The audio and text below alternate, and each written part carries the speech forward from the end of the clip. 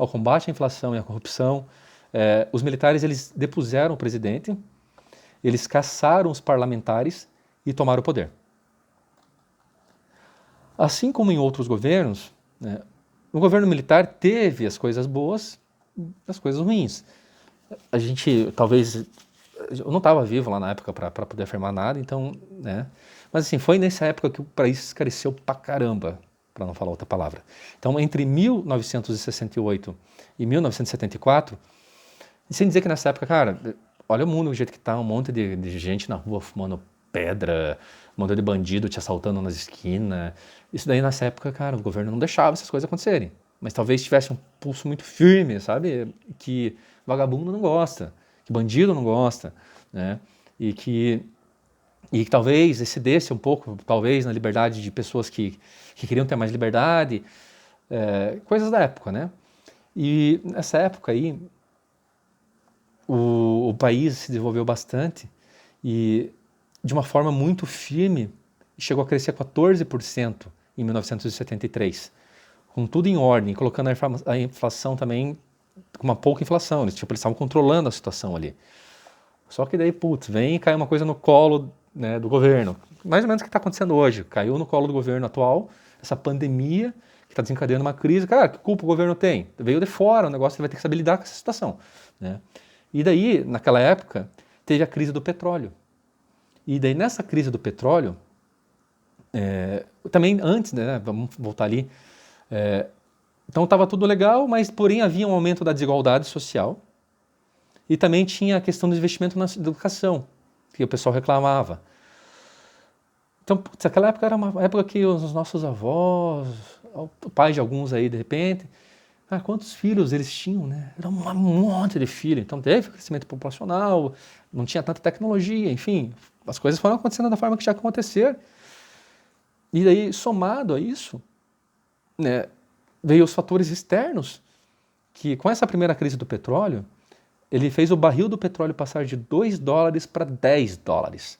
Cara, isso quebrou o Brasil. Daí fez com que o governo militar na época recorresse a dinheiro de fora para impulsionar, né, a dívida. Eles acabaram impulsionando a dívida externa, porque quebrou o país, temos que pegar dinheiro. Deve ter pego lá do FMI e começou essa dívida externa cabulosa, né?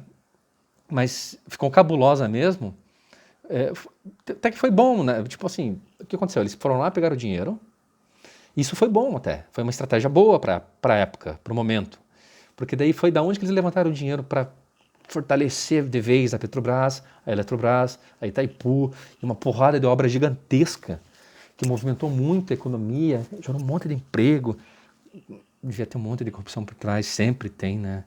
Coisa do ser humano é uma merda mesmo. E assim, movimentou muito também, então uma época difícil, veio isso daí e deu uma força. Porém, né, a administração até que foi bem nessa primeira crise, mas aí veio a segunda crise do petróleo e elevou o preço de 10 para $36 o barril. Cara, ferrou. Outro fator externo foi lá e triplicou a dívida nossa. E além disso, ele derrubou o PIB, reiniciou a inflação, que estava sendo controlada, então começou a entrar tudo um caos de volta, né? E daí, esta crise e outros fatores, ele começou a aumentar muito a pressão sobre o governo militar e novamente houve a mudança das mãos do poder para os civis, né? De volta para a mão dos civis. E daí, nessa época, o José Sarney, ele veio com um plano cruzado em fevereiro de 1986 e eles congelaram os preços em um determinado dia para barrar a inflação. Então, dessa forma, a inflação acabaria. Então, beleza, acabou no momento. E daí, dessa forma, o salário aumentou e os preços estavam congelados, né? As vendas aumentaram, a economia disparou e o Sarney ele bateu recorde de popularidade. Já que estava tudo um caos, porra, a galera estava com mais dinheiro, estava podendo comprar, deu aquela freada, porra, legal, o cara é bom, né? O cara é bom. E só que como o plano cruzado ele fracassou, porque com o fim súbito da inflação, teve o quê? Teve um aumento, né? A demanda, ela subia de elevador, ou seja, as pessoas procuravam muito, mas a produção não dava conta. Então, a oferta, para ofertar os produtos, era subir de escada. As pessoas buscavam muito, mas a produção não dava conta. E isso daí faltava mercadoria e havia uma pressão muito grande para os aumentos dos preços que estavam congelados também. Então, quando começou esse descongelamento dos preços, que fez a inflação voltasse de uma maneira muito virulenta, muito virulenta. E em fevereiro de 1987, foi preciso decretar moratória técnica, pois o país não tinha dinheiro nem para pagar as contas, quebrou, né? E sem reservas, as dificuldades econômicas aumentaram. Tentaram o plano Bresser e o pacto social, mas a inflação continuava acelerando. Em 1990, tentaram de novo congelar os preços e com o plano verão tiraram 3 zeros da moeda, mas aí veio a hiperinflação. Preços disparando, as compras eram feitas de uma vez só, porque o dinheiro evaporava, as pessoas lutavam para gastar o que ganhava, pois o dinheiro desvalorizava todos os dias. Todo momento o dinheiro estava desvalorizando. E quem recebeu o salário em conta de banco, então, o salário sumia da conta. A inflação no início de 1994 chegou a incríveis 2.708% e diz que teve um recorde de 5.000% no ano a inflação, imagine. Loucura, né? Então, o país ele precisava corrigir a instabilidade econômica e daí veio o Fernando Collor de Mello, que entrou na presidência para corrigir essa demanda, só que, ele chegou lá confiscando o dinheiro das contas, o que foi um dos motivos que posteriormente gerou seu impeachment. Então, com o seu sucessor Itamar Franco e com o ministro da Fazenda Fernando Henrique Cardoso, veio o Plano Real, que era uma moeda indexada virtual que substituía gradativamente o cruzado novo, que se desvalorizava todo dia. E eles usaram a URV, que é a Unidade Real de Valor, para fazer essa transição de moeda no mercado. Nessa estratégia, eles deixaram o mercado converter o salário na moeda virtual e se adequar ao URV. Então, quando o mercado se adequou à moeda virtual, eles acabaram com o cruzado novo e nasceu o real. Simplesmente fizeram essa jogada. Aí o passo fundamental foi fazer isso de forma transparente, já dizendo para a população como que ia ser, passo a passo, como que as coisas iam acontecer. Basicamente, como que ia nascer a nova moeda, e dessa forma eles trouxeram a população para participar, para dançar junto com eles, né, nessa dança. E R$1 na época era igual a 2.750 cruzados novos. Então essa conversão foi de 4 algarismos para 1. Após o real, a desigualdade diminuiu, mas muitos bancos quebraram. Lembra do Bamerinos? E pois que os bancos viviam da inflação. Então, passaram a construir um sistema financeiro sólido e para sanar as contas públicas, eles começaram as privatizações. E houve grandes mudanças no sistema de telecomunicações. Eu fui me perguntando às vezes se essas crises que vêm de fora, essas coisas que vêm de fora, não vêm lá dos donos do mundo, dos senhores do poder, sabe? Porque parece que os caras dão corda, quando a galera começa vão lá e enforcam. É como jogar a rede para os peixes, né? Joga ali as migalhas, vem um monte de peixinho, eles só recolhem tudo. A galera não consegue pagar as contas, perde, etc.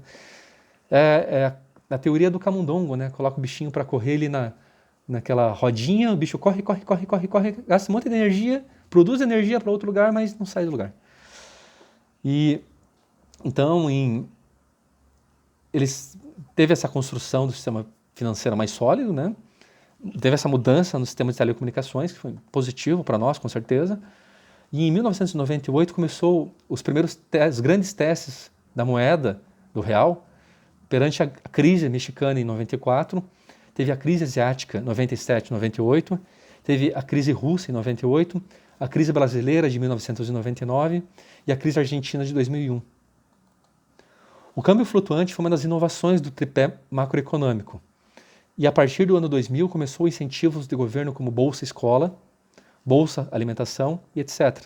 Então, assim, teve governo anterior que criou Bolsa Família. Cara, eles só modificaram coisas que já foram criadas no governo anterior, né?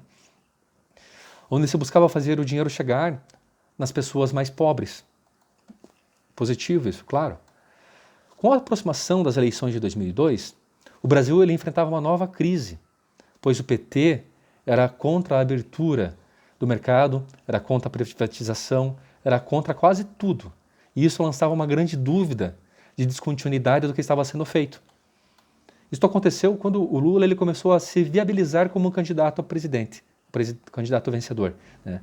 E aí o Brasil começou a piorar a crise, porque o pessoal lá fora ficou com receio, será que, né, vai dar bosta de volta, vai dar problema? Enfim, isso mexeu com o mercado. E aí tinha os dois lados, né? O eleitorado e as ideias do Lula para o povo, a grande parte que não, né, tudo aquela ideia. Então o pessoal queria o Lula, porque tinha essa demanda das questões sociais, né? Mas, ao mesmo tempo, eles não queriam perder essa estabilidade da moeda. Que, olha o tanto de sofrimento que trouxe a inflação, né? Então tinha essa gangorra. E o Lula ele conseguiu pegar o jeito de conseguir conversar com os empresários, com os caras que têm dinheiro e coisa e tal, de uma equilíbrio. Porque sempre lábio ele sempre teve, né? Então ele conseguiu dar essa equalizada. E aí o Lula ele trouxe uma equipe econômica que trabalhou para dar esse ajuste na economia.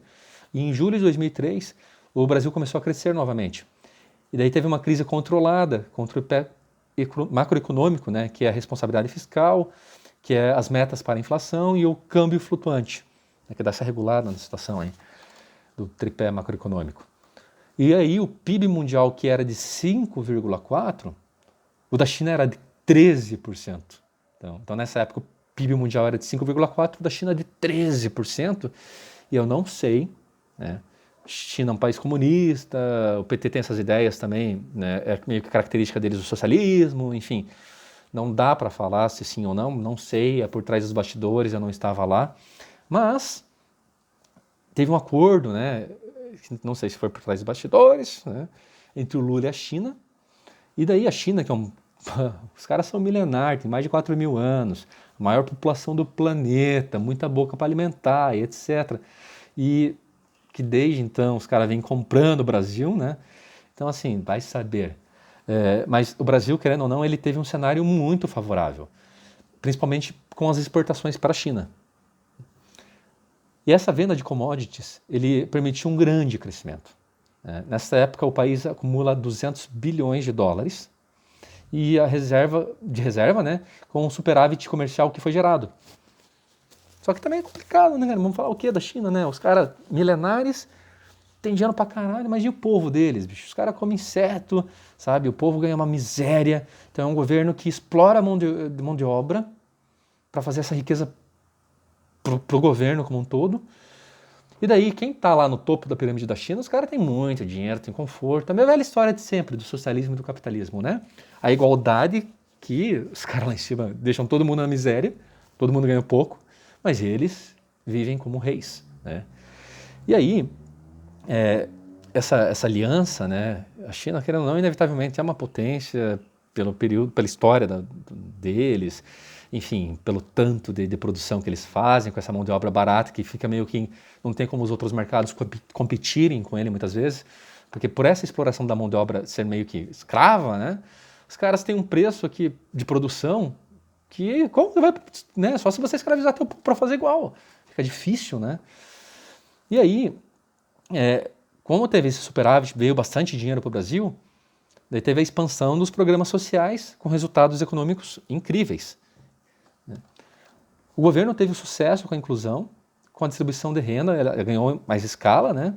O Bolsa Família ele atingiu quase 50 milhões de pessoas, com R$70 por mês, sei lá quanto que era na época, né? Que também naquela época o dinheiro era mais valorizado, né? E teve o aumento do salário mínimo e atingiu os brasileiros mais pobres, né? E essa obsessão a obsessão na época se tornou a inclusão social. E isso tornou o governo da época foi um governo com grande sucesso no ponto de vista social. Assim como aconteceu na época de Getúlio Vargas, lá, tudo, né? Ele teve um sucesso muito grande e que fez surgir a classe C, e os mais pobres eles tiveram uma melhoria substancial, e o país, na época, ele se tornou a sexta, sétima maior economia do mundo, e o que isso favoreceu e muito a reeleição do Lula, né? porque o desemprego ele caiu de 13% para 5% e a quantidade de pessoas mais pobres caiu. Só que, né, tudo legal, só que por trás dos bastidores, no teatro da política, né, nessa porcaria que é essa corrupção, essa política, os caras que estão no poder. Então, enquanto tudo isso estava acontecendo, já estava o mar de lama ali da corrupção, já devia ter um mensalão, né, os caras estavam usando as estatais. Cara, o que era o Correio não gerar lucro? Imagina, os caras não tinham concorrente no país e fechavam em prejuízo. Como? Desvio de grana, cabide de emprego. Então os caras estavam usando as estatais para roubar o país. Não só ali o PT, toda a cúpula do governo, todos aqueles partidos, ladrões, sabe? Raposas. Os caras são uns manipuladores de opinião pública que até hoje, cara, não importa, os caras conseguiram dividir o país, tem a esquerda, tem a direita, a gente fica brigando entre a gente, os caras estão nos roubando e no final das contas nós vamos pagar essa conta. E os caras vão continuar pegando dinheiro, continuar agindo de formas para liberar o dinheiro para ter desvio e a gente, estamos aí batendo boca quando a gente está sendo manipulado. E por cima dos caras, tem os caras manipulando, os caras estão em cima dele, é uma loucura o sistema, né? Então, assim, teve muita mar de lama, muita corrupção disfarçada e nada diferente do que aconteceu no passado também em outros governos, né? É uma vergonha o ser humano. Então, daí teve as políticas de inclusão de renda, o aumento, né, no mercado interno e o poder de compra de grupos sociais excluídos, que até então não tinham acesso ao dinheiro, eles começaram a ter acesso ao dinheiro, isso puxou os de baixo para cima. Então teve o lado bom, com certeza. Infelizmente, teve essa corrupção, o cara que tinha a ideia de ajudar todo mundo, ele acabou entrando nesse jogo e acabou ferrando com a gente e se ferrando a imagem dele, e, enfim, é triste, né? Poder de oratória incrível, cativou um monte de pessoas na época, e nos traiu, literalmente falando. Mas, infelizmente, pessoas que pensam que o cara roubou, mas fez, isso é errado. O cara não se errou, roubou. Tá errado, tá certo, não tem meio termo. Ou faz certo ou faz errado. Sabe, esse negócio de fazer meio... Cara, tá fazendo errado do mesmo jeito. Então, essas manipulações, sabe, criou uma polarização, que eu já vou chegar nessa parte. E beleza, né? Governo legal, os pobres estão saindo da miséria, legal, tudo ótimo, né? Teve a parte boa na politicagem ali, mas fazendo um monte de merda. Então, assim, os caras estavam saqueando as estatais, criando obras superfaturadas, né? O repasse de propina ali naquelas obras, desviando o dinheiro. Então, empresas fantásticas que era para gerar um lucro fantástico. Tanto que no primeiro ano do governo agora atual, o governo Bolsonaro, como dão uma esquadra nessa corrupção e os caras não estão gostando porque justamente não está tendo essa corrupção, eles estão tentando derrubar de todas as formas. Olha os números que teve em 2019 dessas empresas. Olha o que foi feito, né? Não colocando essa troca de interesse nos ministérios, etc. Isso foi uma coisa legal que foi feita no governo atual. Mas também tem erros no governo atual, enfim, né? Já vamos chegar nessa parte. Então isso daí, ele estava usando, né, estratégias e estatais do governo, cabide de emprego e uma corrupção sistêmica para fazer todo esse roubo e criar métodos de se fixarem no poder. E daí em 2008 veio o abalo sísmico, uma coisa que o Lula falou, inclusive, que um dos erros dele não foi ter colocado mais mão de ferro em cima da comunicação, sabe? Então acho que ele ia mexer na nossa liberdade de expressão, etc. Porque a nossa comunicação aqui hoje já está nos salvando ou nos criando uma situação pior. Porque parece que a gente está todo mundo meio perdido, né? E daí em 2008 veio outro abalo sísmico, que foi a crise de 2007 a 2009, o que gerou uma reação em cadeia que começou a quebrar os bancos, né? E o sistema de crédito mundial ele literalmente parou em 2009. E aí mais uma vez veio uma crise que abalava o nosso sonho, né? Abalava o sonho brasileiro. De novo, uma coisa de fora, nos brasileiros. Os grandes bancos americanos eles começaram a quebrar, né? O Banco Central brasileiro ele reagiu aumentando o gasto público. Cara, quanto dinheiro os caras não devem ter desviado nesses gastos públicos, né? Imagine. E que tinha por trás a corrupção, né? e os créditos para os bancos oficiais. E, pô, os caras faziam patrocínio de milhões. Ah, tá louco, né? Patrocinando Fórmula 1, a Petrobras, Caixa patrocinando um time de futebol. Cara, um monte de dinheiro indo para coisa que não era necessário. A gente tem outras prioridades, né? Os caras fizeram muita maracutaia. Daí o Lula, ele bateu na tecla, não digo que bateu certo nessa tecla, né? Que daí que era para as pessoas irem para as lojas para consumir, que se a gente não fizer isso também agora nessa crise, cara, a galera vai quebrar, os empresários vão quebrar, as lojas vão quebrar. A gente tem que manter o negócio vivo, né? Então, daí ele bateu nessa tecla para as pessoas irem consumir, para retomar o crescimento da economia, e a economia se recuperou naquele momento. Só que, querendo ou não, o pessoal se afundou em dívida, fez crédito com os bancos, enfim, teve um monte de situação que aconteceu, liberou muito dinheiro e daí teve reflexo para frente. Nada é por acaso, não existe almoço grátis. O que existe é que ele saiu com uma imagem no governo dele que foi estourar no outro governo, digamos assim, né? A mesma coisa do Juscelino Kubitschek lá atrás, que construiu Brasília, gerou um monte de emprego, foi tudo bonito, ficou com uma imagem boa, mas depois quem veio para frente, se fudeu. Porque tem um efeito cascata. As coisas que você faz hoje têm um reflexo, ação e reação, né? E aí, eu me perdi aqui um pouquinho. O governo então aumentou, né? Bateu nessa tecla para o povo e gastar e etc. Né? E daí o governo aumentou os gastos, mas o superávit primário ele começou a diminuir. E a economia já não crescia mais como na década anterior, né? Eu peguei essa época, eu lembro, já me lembro das lojas mais vazias, do pessoal gastando menos, estava sem dinheiro, muita gente perdendo emprego. Lembro disso, participei disso, fui para a rua, lembro de tudo isso, muitas pessoas irão lembrar também. Então, daí o que o governo fez? Ele com essa questão o país cresceu pouco, que teve a crise mundial fora também, né? Daí o governo ele passou a oferecer mais acesso às faculdades para a classe baixa. Cara, muito bom isso. As pessoas pobres têm que ter o direito, têm que ter acesso, mas tem que usar sabedoria nesse momento. Porque quando a gente fala em classe baixa, pobre, a gente está falando de uma população muito grande. E no meio dessa população tem muitas pessoas imaturas, psicologicamente, na maturidade ali, enfim, emocional, vários fatores, né? Só que daí, por mais que tem que ajudar o pobre, tem que ajudar tudo isso, a gente não tinha um básico. Olha a história do Brasil, já começou com a escravidão, pessoas sem educação, essa cultura de exploração, sempre foi assim, né? Sempre mal investiram na educação.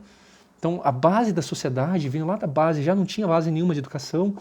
E, vamos liberar acesso às faculdades. Tem que ter, mas de uma forma que deveria ter sido melhor estudada. Como fazer isso? E aí, o que aconteceu? As faculdades se entupiram de pessoas imaturas, que fizeram empréstimos, que se endividaram depois que teve o FIES, lá, o crédito estudantil, etc., né? Que foi o fundo que eles criaram. Um monte de inadimplência depois, pessoas que não pagaram, e um monte de gente que não ia para a faculdade para estudar, para realmente evoluir como ser humano, ter mais educação e ajudar a nossa sociedade a prosperar, sabe? Criar essa questão de conseguir produzir, etc. Eles iam para fumar maconha, para beber, para fazer merda, sabe? Para ficar pregando idealismos socialista. Daí também colocaram um monte de pessoas que educavam com essa mentalidade. E aí deu a merda que deu, né? Que muitas pessoas batem nessa tecla. Então foi aproveitado um outro cunho essa questão do ingresso às faculdades, que fica imperceptível para quem precisa, né? E daí teve esse ponto e também nessa época o governo Dilma ele interveio com um certo messianismo. Então a economia estava gastando recursos públicos que não tinha, estava ferrada a economia, né? E aí ela estava intervindo também no mercado de uma forma muito desastrada. Ela estava querendo colocar o Estado com mão de ferro e estava fazendo um erro atrás de erro, né? Talvez meio que querendo ir para um lado de Cuba já estava caminhando para um lado de Venezuela, né? E a galera percebendo que estava ruim, enfim, né?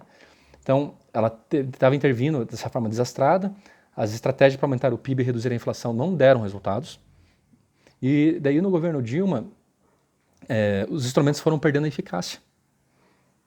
E o país retrocedeu, o setor elétrico foi um desastre, e as 3 pernas do sistema macroeconômico ficaram capengas.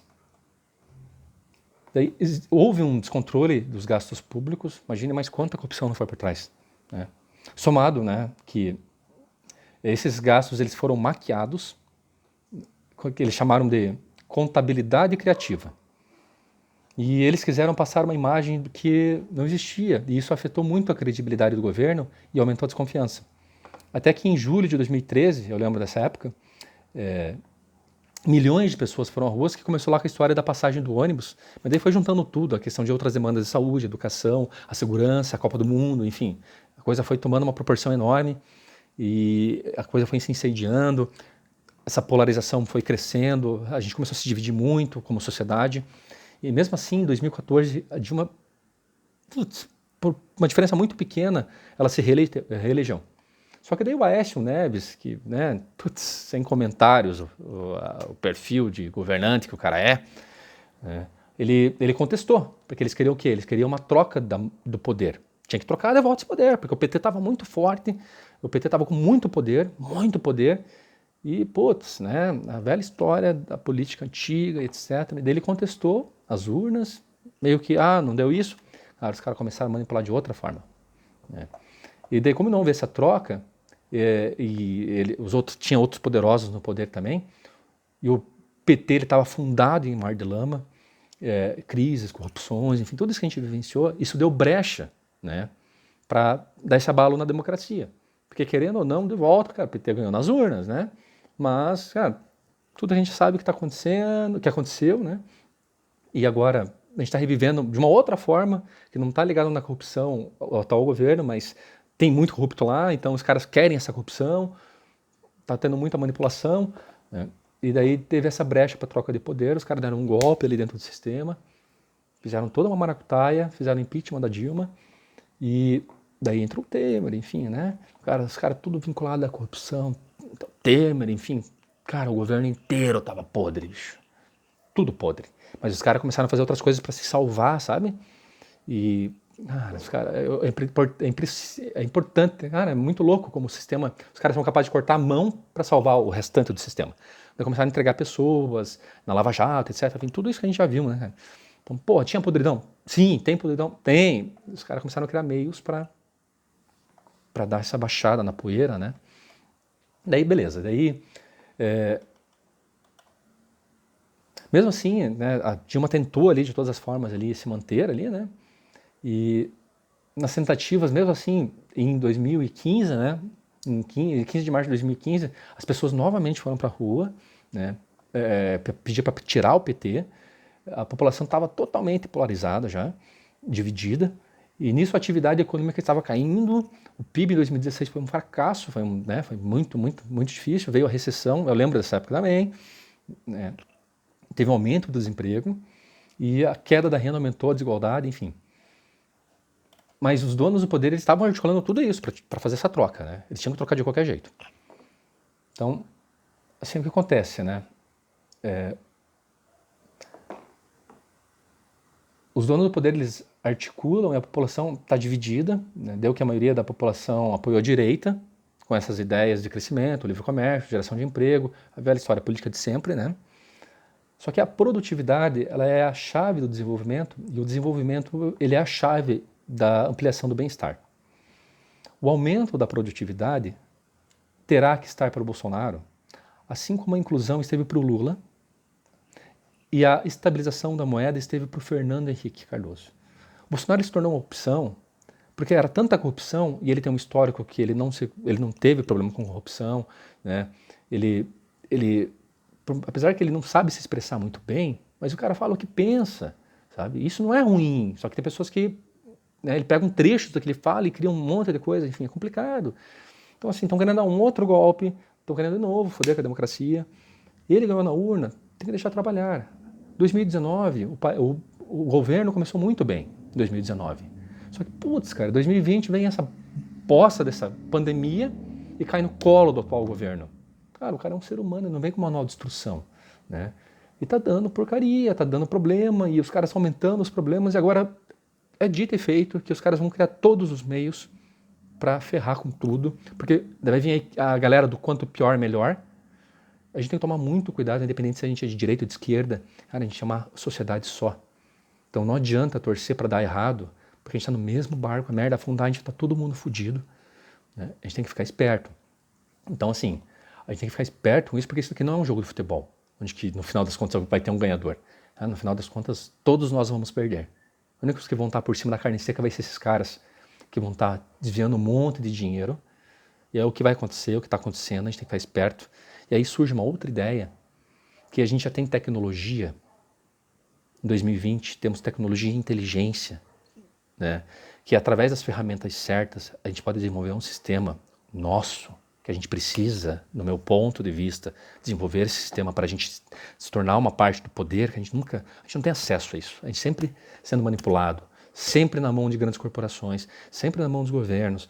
A gente não sabe o que vai vir amanhã, sabe? Então eu penso em um projeto chamado Unificard, www.unificard, palavra unificar com D no final, card.com. Então www.unificard.com. A ideia é de uma nova rede social nossa, que nós nos unimos. Dentro dessa rede vai ter as ferramentas que vão ser próprias, os aplicativos que vão ser próprios. Eu penso nisso há mais de 15 anos.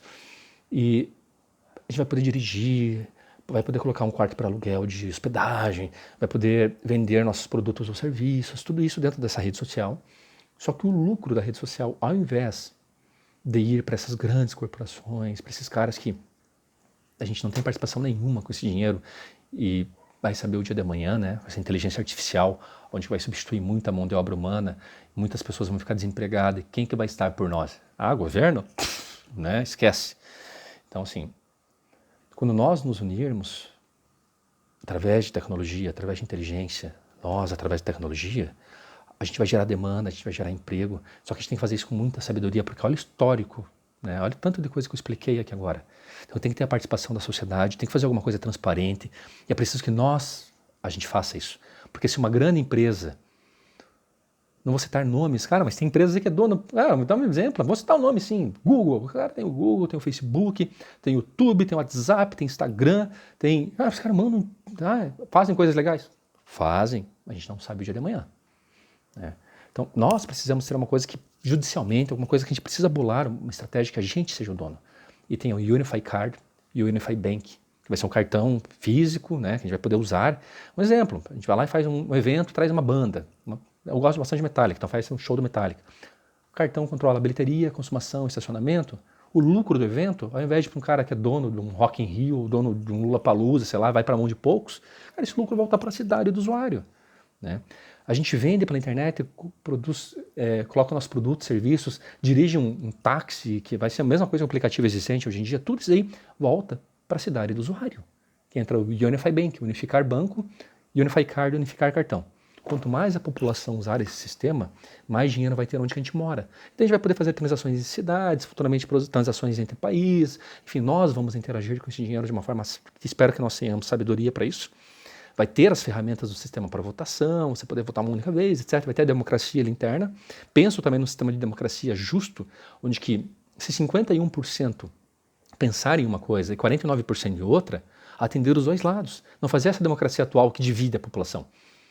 Esse daqui ganhou, o outro lado vai ter que disputar e pronto. Não, se 51% quer, um exemplo, saúde, e o outro 49% educação, a gente tem, um exemplo, R$100, R$51 vai para a saúde, R$49 vai para a educação. Um exemplo, vamos pensar nisso em proporções maiores. Né? De como o dinheiro vai voltar para onde você mora, para a cidade, para contas conjuntas, tipo um exemplo CEP, isso vai virar uma dinâmica incrível, porque um vai falar para o outro, vizinho vai falar para vizinho, amigo para amigo, familiar para familiar, porque quanto mais pessoas à sua volta utilizarem esse sistema, mais dinheiro vai ter onde você mora, mais dinheiro vai ter circulando onde a gente mora. Né? Isso vai gerar riqueza, isso vai fazer com que a gente venha um montante de dinheiro que nós vamos poder expandir, nós vamos poder começar a comprar alguns outros setores, porque se a gente parar para pensar, essas grandes corporações que existem hoje em dia, eles só existem porque a gente é um bando de formiguinha desunida. Quando nós nos unirmos de verdade, quando surgir um sistema que efetivamente nos una, olha o poder que nós temos. E nós vamos passar a comprá-los. Nós vamos passar a ser os donos do sistema. E sim, vai surgir um outro sistema. Eu não sei se eu vou estar vivo para ver, mas agora essa ideia já foi lançada. Deve ter outras pessoas com certeza pensando na mesma coisa. Eu fiquei mais de 10 anos só para conseguir na minha vida registrar os domínios Unificard, Unify Card, Unify Bank, Unificar Banco, Unificar Cartão. Cara, são várias ideias. E eu acho que a gente precisa organizar melhor essas ideias como sociedade, envolver mais pessoas, sabe? Porque eu não sou o salvador da pátria, não quero me colocar nessa posição. Mas nós temos tecnologia, alguém tem que agir, nós precisamos agir. Então, acredito sim que chegou o momento de a gente começar a tomar algumas providências, porque logo a inteligência artificial, se a gente não usar ela a nosso favor, ela vai nos substituir. Daqui a pouco vai ter carro andando sozinho, ônibus andando sozinho, caminhão andando sozinho, tudo por GPS. Vai ter as colheitadeiras, não precisando de ninguém também dirigindo. Os call centers não vão precisar mais de operadores de telemarketing, vai ser tudo ali digitando. Os bancos também não vão precisar de mão de obra. Cara, e está caminhando para a tecnologia que, se o sistema não for nosso, a gente vai ter uma crise bem pior do que essa que eu já contei agora nesse vídeo. Então pensem com carinho. Tem lá o site www.unificard.com, tem lá o Fale Conosco, que eu vou tentar da melhor forma possível começar a interagir com quem procurar, que eu não sei qual que isso vai ser o reflexo desse vídeo. Tem os canais também no YouTube, no Facebook. Quem quiser se envolver, tiver boas ideias, boas intenções, sejam bem-vindos. Só que se começar a querer manipular, se começar a querer, sabe, ir para esse sistema antigo, não vai dar certo. Nós precisamos fazer dar certo. Nós precisamos parar de nos dividir. Nós precisamos parar com essa polarização. E a gente precisa unificar. Unificar é juntar tudo que existe em uma coisa só e fazer convergir para um só fim. E nós temos tecnologia e inteligência para se tornarmos parte dessa interação. É isso daí.